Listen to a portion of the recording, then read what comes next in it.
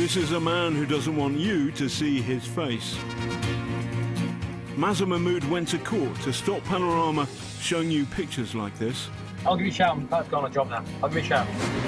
Posing as a fake sheikh, the News of the World reporter delighted in exposing the secrets of the rich and famous. Dozens of people were sent to jail following his undercover stings. I never killed anyone, but it feels like I've served a life sentence. Now Mazher Mahmood stands accused of being a liar. Mazher Mahmood was Pinocchio on speed. It was so easy for him to fit anybody up. The king of the sting destroyed lives, leaving a trail of victims in his wake. This would never have happened unless they created the situation. They made it happen. But we can reveal police and prosecutors had evidence for years Mazher Mahmood's word should not have been relied upon.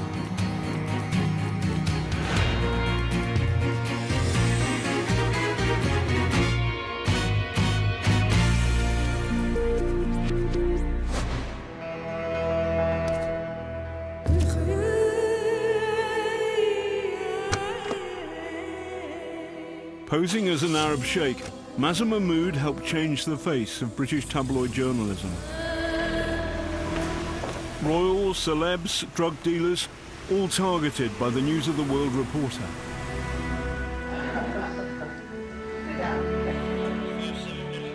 Many have been arrested and jailed on his evidence.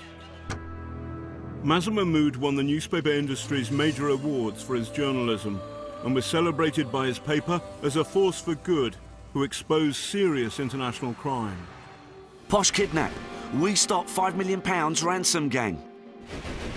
London's burning star is cocaine dealer. Dirty bomb foiled by News of the World. I'm proud of what I do. I wouldn't do it otherwise. This is Mazher Mahmood's only TV interview. I use subterfuge, so if my identity were revealed, I couldn't work. His identity is also hidden because he claims there is a price on his head. It's our job as investigative journalists to make sure the public get to know the truth. That's what we do.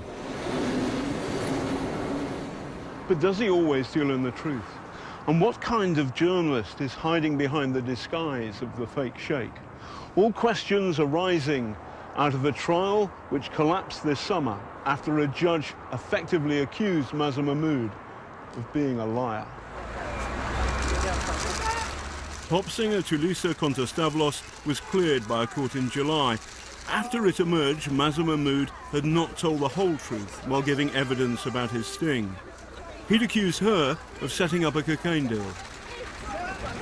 This whole case was a horrific and disgusting entrapment by Mazher Mahmood.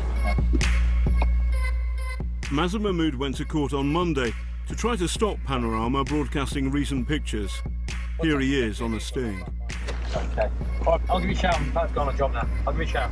He claimed his life would be in danger if we did. The courts rejected that argument. Our investigation has revealed serious wrongdoing at the heart of some of his undercover stings. We're identifying him tonight to make it more difficult for him to entrap people in the future.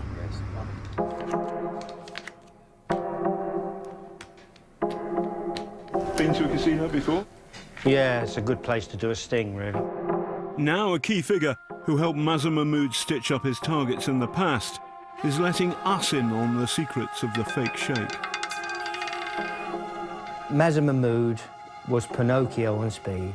He didn't know the truth if it hit him. He just didn't. Steve Grayson worked with him in the 90s. What was the most lavish sting you ever worked on? The one in Las Vegas with Johnny Bryan.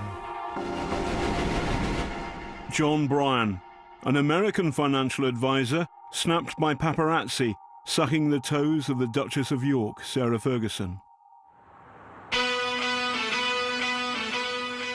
When 3 years later, Mazher Mahmood discovered John Bryan was marketing a Las Vegas casino, he sensed a story. What are you trying to get from him? We're trying to get him to talk about Ferguson, Sarah Ferguson, you know, their life and what she's like in bed, the whole 9 yards. But at a meeting in LA, John Bryan didn't give much away. So Steve Grayson says they tried to record evidence of John Bryan offering to supply them with cocaine. He said, I'm not a drug dealer, Steve, sorry. I don't care what the Arab wants, but I'm not a drug dealer. What are you guys talking about? You're visitors here, you're gonna get arrested. You know, this is how you get thrown in jail. We spoke to both men independently. They'd had no contact for nearly 20 years. I went back to the room and told Mahmood that he's not a drug dealer, and I got it on tape. We listened to it. He said, well, look, we'll try him on hookers. Would that work? I said, hey, I'm not your blank, blank pimp, and you can go, you know, you can basically go to hell. So I got it on tape, went back, showed it to Mahmood, we listened to it. He said, you know, we've got nothing here. I said, look, let's just go home. This is crap. But they didn't go home. Later, Steve Grayson welcomed 2 guests to Mazher Mahmood's hotel suite. 2 hookers, 2 girls, they come up, I open the door. The hooker says, Johnny sent me. Mazher Mahmood had got his story. Fergie's ex in vice and drug shame. So how come 2 prostitutes turned up at Mazher Mahmood's hotel room? For the last 12 days, Mazher Mahmood has been telling us through his lawyers he has irrefutable evidence John Bryan was willing to supply prostitutes. Evidence Steve Grayson was unaware of. The lawyers say they understand there are a number of covert tape recordings. Just before Panorama was due to broadcast this investigation on Monday, they sent us clips of 3 short telephone conversations with one of Mazher Mahmood's men, apparently made after the meeting in Los Angeles. We decided to postpone the program. But are these tape recordings the irrefutable evidence Mazher Mahmood says they are? They do appear to give weight to Mahmood's claim. On tape, John Bryan is asked, where can we get good girls? He replies he knows of a great place and asks how many would you like. We played John Bryan the clips. He says he wasn't offering to supply prostitutes. I had a conversation with him that any concierge at any hotel would have, saying that, oh, you want to meet girls? I know a great place you can go. There's strip clubs, there's nightclubs, there's all sorts of places. The fact of the matter is, when this went illegitimate, I refused. When Steve Grayson asked me, will you supply us prostitutes? He asked me very clearly. I said no, and I told him to go F himself. That's the bottom line. Mr. Mahmood's lawyers initially appeared to say the recording supported the claim that John Bryan had offered to supply cocaine. From the 3 clips they've given us, that's not the case. I know that I didn't do it. They know that I didn't do it. Steve Grayson knows there are questions for him too. You know, people's going to watch this and they're going to say, well, why didn't you say something? Why didn't you be a whistleblower? Well, I like my job, and I was good at it. He was later sacked by the News of the World for fabricating photographs of the beast of Bodmin Moor. And the man who turned him in? Mazher Mahmood. Steve Grayson says he feels remorse about what he and Mazher Mahmood did. My hand to God, I felt for all of them. All the real people that he turned over who didn't need it, who really didn't need it. But anyway.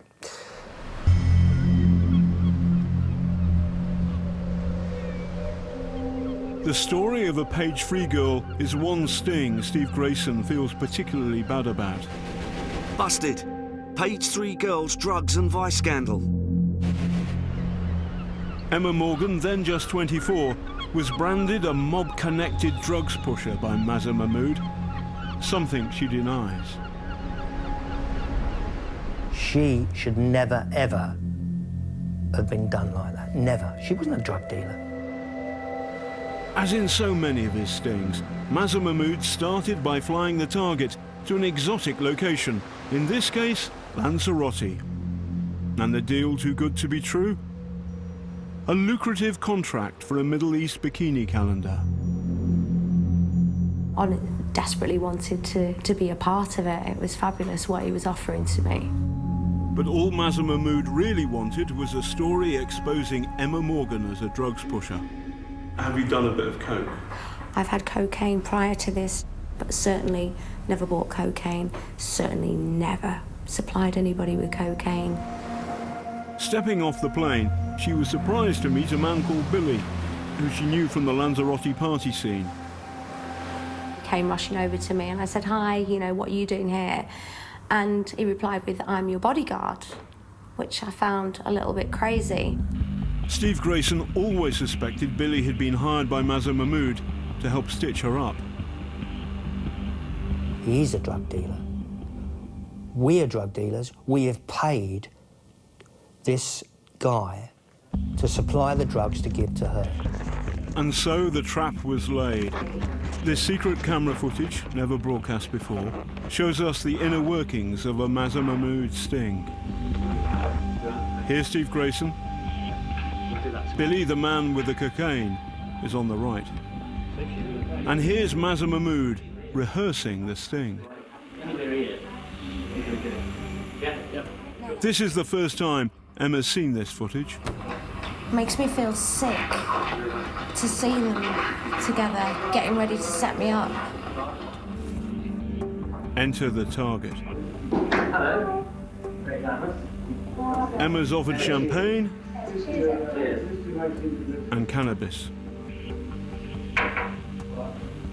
Then Billy lays out the cocaine on the table.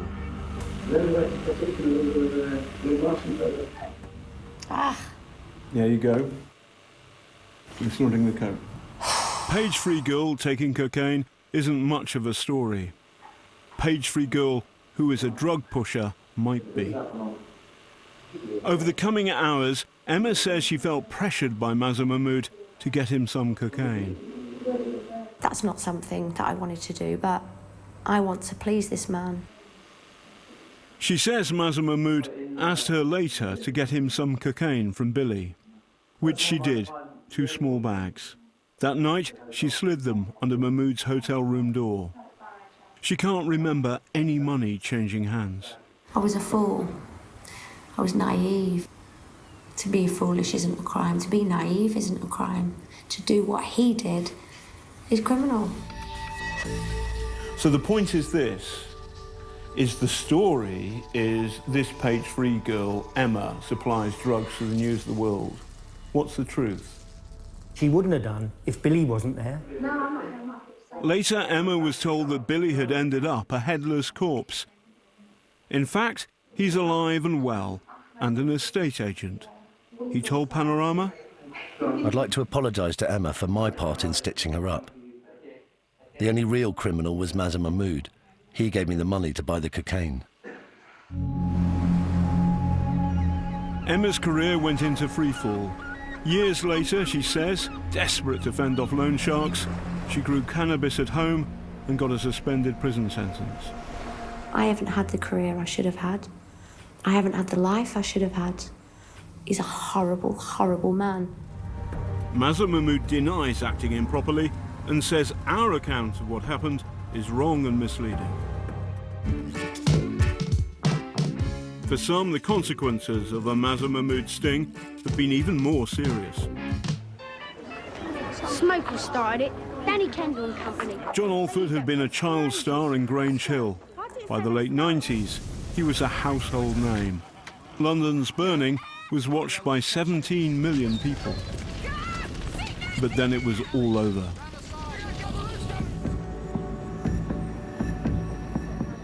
He was sentenced to 9 months in jail after supplying the Fake Sheikh with cocaine and cannabis.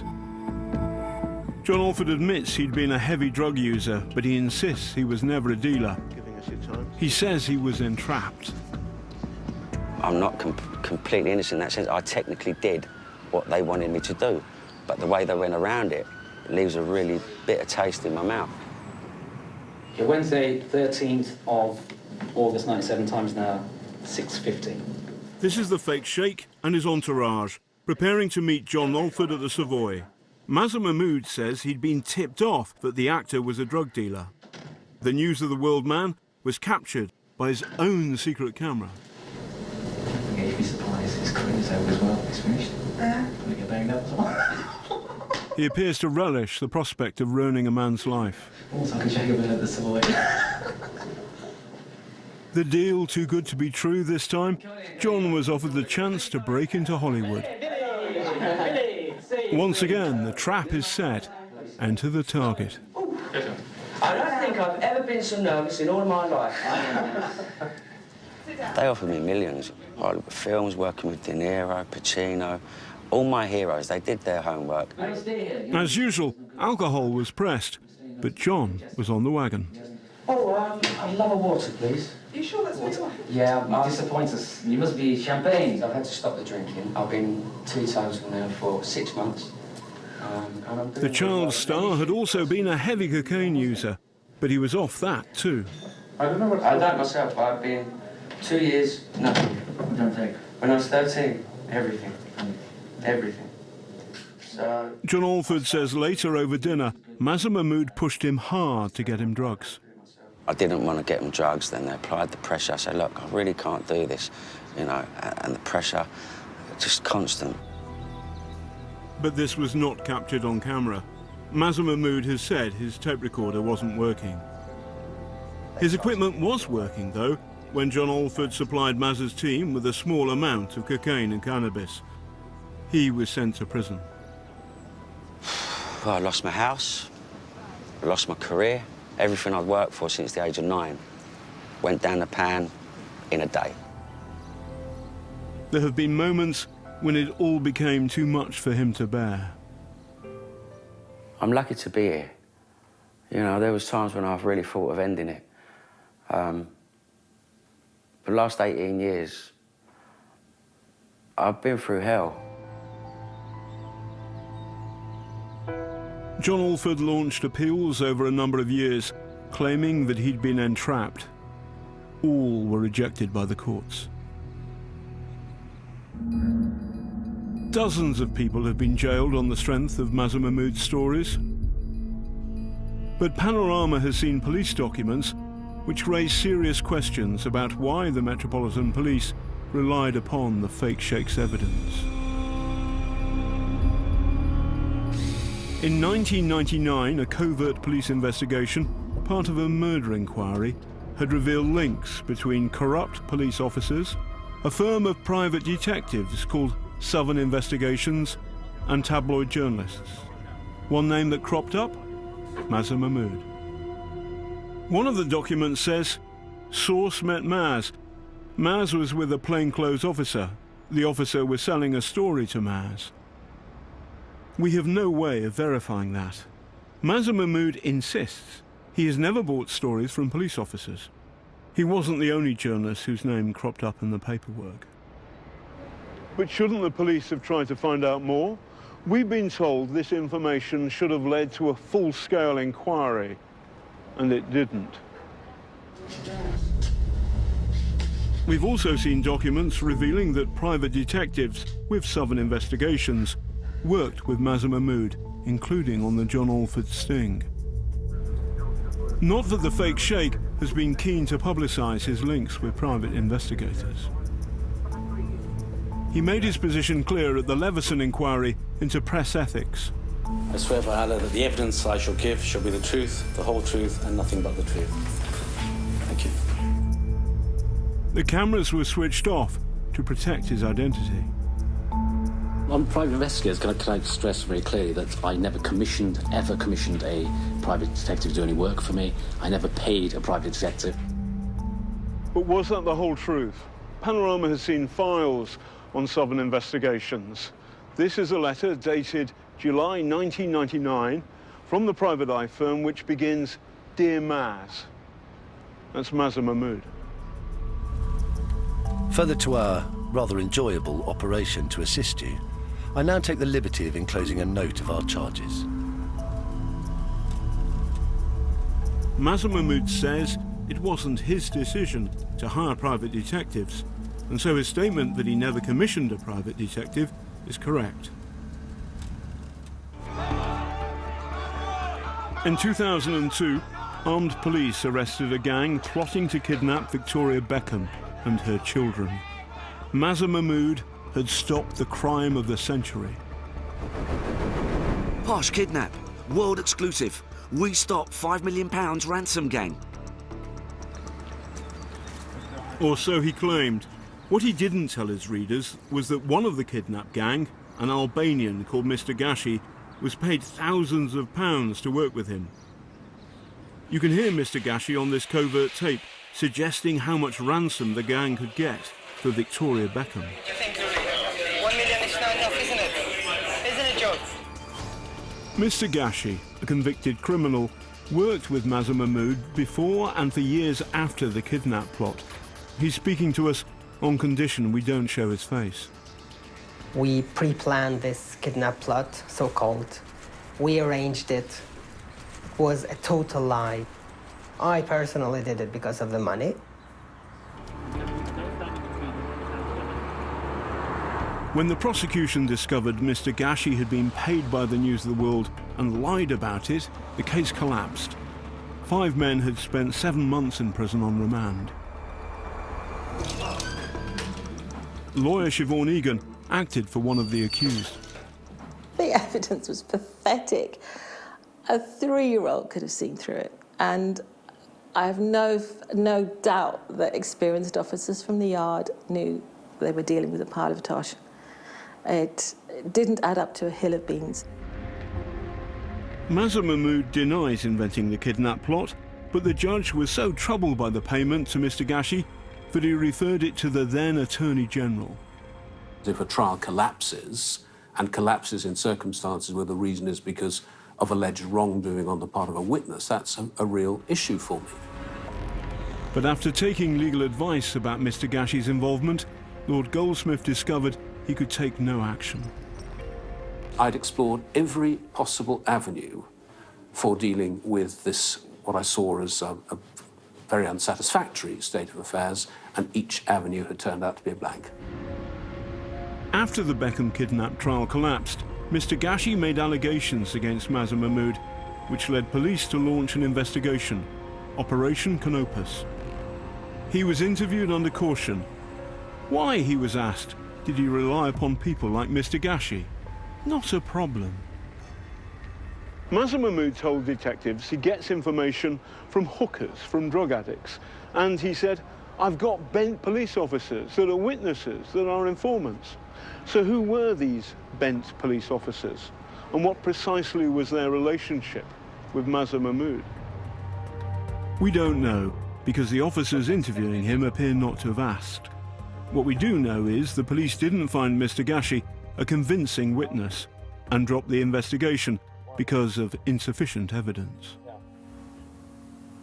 But it wouldn't be too long before the News of the World found itself at the centre of another police investigation.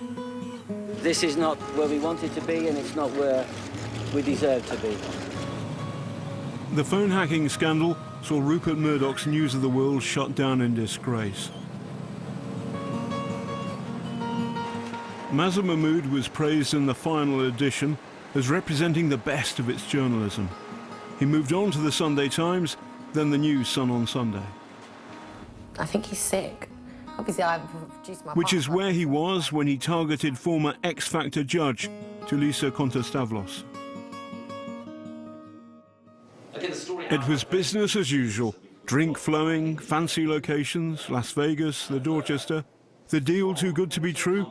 They wanted someone who could play a bad girl in a movie with Leonardo DiCaprio.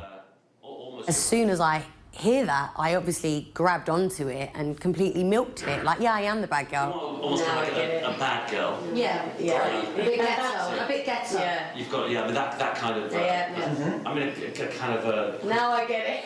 Now it makes complete sense. Just like Emma Morgan and John Alford before her, Tulisa says that off-camera she too felt pressured to get drugs.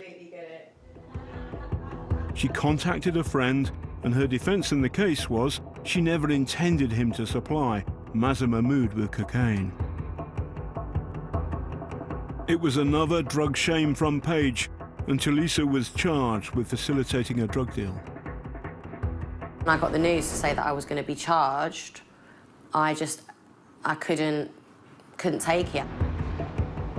But she fought back, recalling something she'd said in the car on the way home from the sting.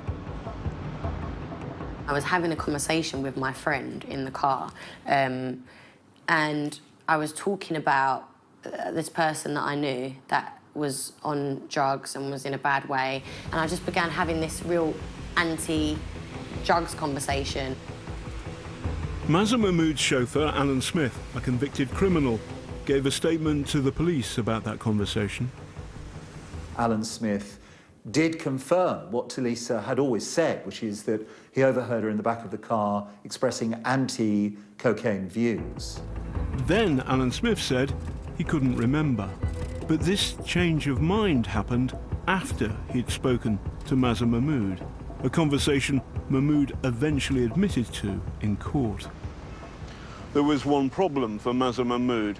This conflicted with evidence he'd given on oath. The judge turned on Mahmood, accusing him of interfering with the evidence and then lying to cover it up. There are strong grounds for believing that Mr. Mahmood told me lies. There are also strong grounds for believing that the underlying purpose of these lies was to conceal the fact that he had been manipulating evidence in this case. From that moment onwards, I just felt like I'd woken up from a bad dream. I am firmly of the view, and always was, and always will be, that what Tulisa Contostavlos did was crime created by Mazher Mahmood. The judge threw out the case against Tulisa and the cocaine supplier, even though he'd already pleaded guilty. Are you thinking about suing the Sun on Sunday? Yes, I am thinking about it. And she's not the only one. Solicitor Mark Lewis, a key figure in exposing phone hacking at the News of the World, now has the Fake Sheikh in his sights. The damage it's caused, the damage for people's livelihoods, the amount of people who've sent to prison is much, much bigger. It's a far more serious thing than phone hacking ever was. Mazher Mahmood says he has spent his career investigating crime and misconduct, but he's used legitimate investigative methods and has brought many individuals to justice. He says any criticism of him usually comes from those he's exposed or people he's worked with who have an axe to grind. The Metropolitan Police told us that once it is presented with evidence, regardless of source, it makes its own assessment about whether to investigate. The Crown Prosecution Service says that no one is currently in jail on the strength of the reporter's evidence, and it is looking at past cases. Can you get your life back, John? No one can give me the 18 years I've lost of my life. No one can give me that back. My family and friends have kept my spirits up. I just hope this is the first day of a new life for me.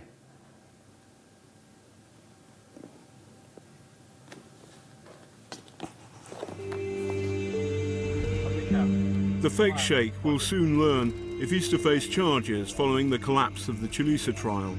He denies perjury and perverting the course of justice.